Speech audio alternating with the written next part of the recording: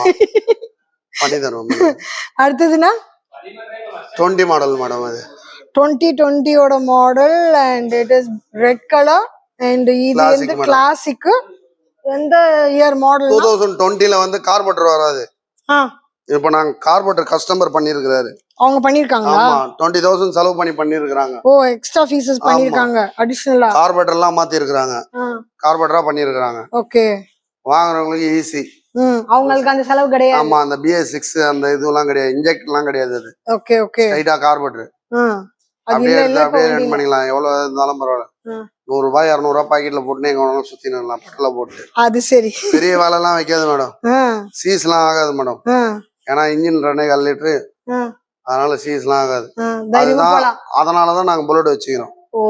இப்ப கஸ்டமர் வாங்கிட்டு போயிட்டு வண்டி சீஸ் ஆகாது. எவ்வளவுதான் ஓட்டினாலும். அதுக்குதான் அந்த புல்லட்.